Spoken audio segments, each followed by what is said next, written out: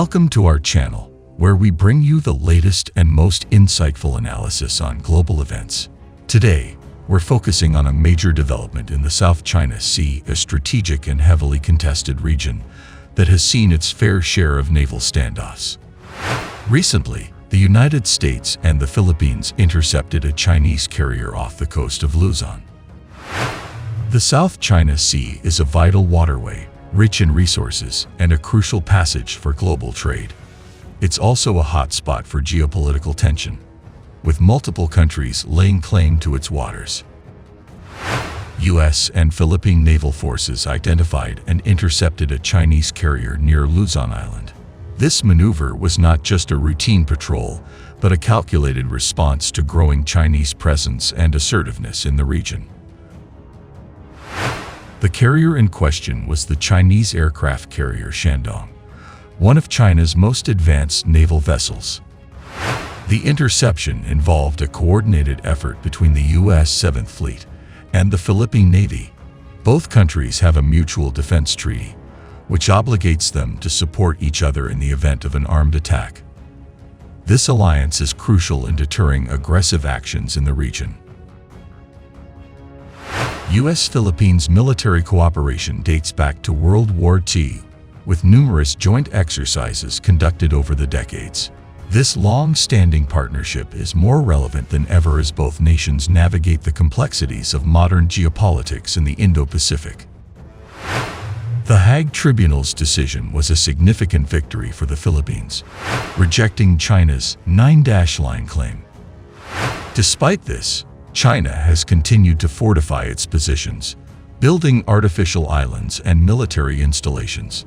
These developments have escalated tensions, with many nations calling for a multilateral approach to resolve disputes.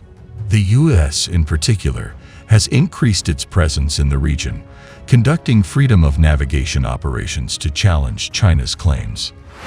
The recent interception of the Chinese carrier is part of this broader strategy. It sends a message that the U.S. and its allies will not back down in the face of coercion.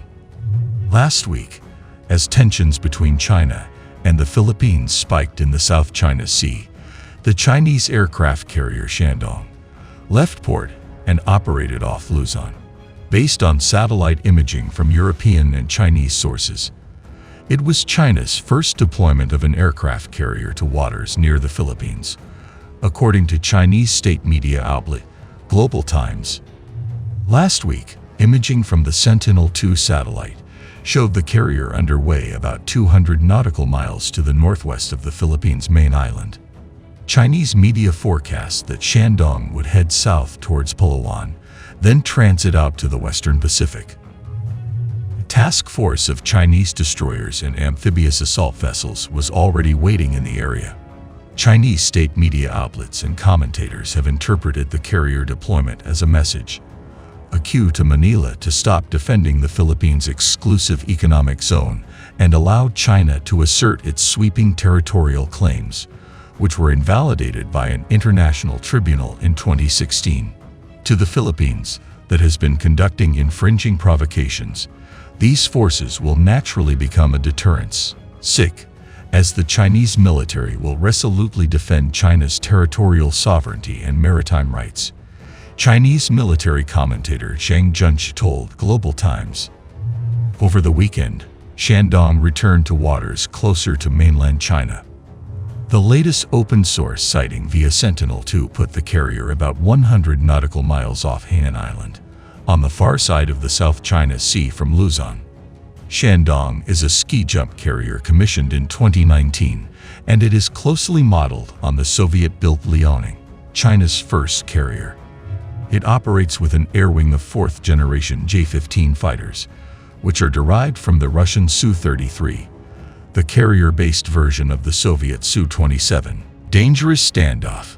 The political effects of the China Coast Guard's attack on Philippine service members last month continue to reverberate in Manila and Washington, where officials are attempting to walk a narrow path between showing resolve or instigating war with China. On June 17, China Coast Guard service members in 8 motorboats set upon 2 Philippine Navy RIBs as they lay alongside the hull of the barque Sierra Madre, the grounded ship that serves as an outpost at 2nd Thomas Shoal. The CCG personnel were armed with axes, knives, and spears, and they repeatedly rammed the Philippine boats at high speed. 8 of the Philippine service members were injured, including one who lost his thumb when his boat was rammed. That this incident did not erupt into a full-scale armed conflict is down to 2 elements: restraint and luck, said Colin Coe, maritime security scholar at the S. Rajaratnam School of International Studies. In a new op-ed, there was just sheer luck that the confrontation resulted in just one severe casualty, even if it was the most serious to date. But can one continue to count on luck even if one or both parties exercise some level of restraint? The administration of President Ferdinand Marcos Jr. has tread carefully in formulating a response. Marcos has called the assault on Philippine troops illegal and deliberate, but his deputies have also claimed that the encounter was not an attack because the China Coast Guard only wielded knives and axes.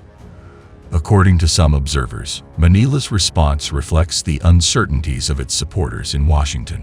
The dithering and seemingly confused statements from Philippine officials are a reflection of fears of unwanted escalation and, crucially, doubts over the extent of America's commitment to come to the country's aid, commented Richard Haydarian, a Manila-based defense scholar.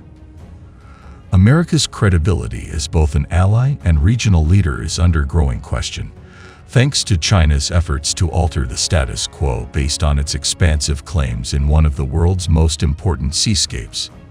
SCN's diplomatic efforts aim to balance the interests of its member states while engaging major powers like China and the U.S. The goal is to create a framework that respects international law and promotes stability. The South China Sea remains one of the most strategically significant and contested regions in the world. The recent interception of a Chinese carrier by the U.S. and the Philippines highlights the delicate balance of power and the potential for conflict. As these nations navigate their complex relationships, the stakes couldn't be higher. Thank you for watching. If you found this video informative, please like, share, and subscribe to our channel for more in-depth analysis on global events. Stay tuned and stay informed.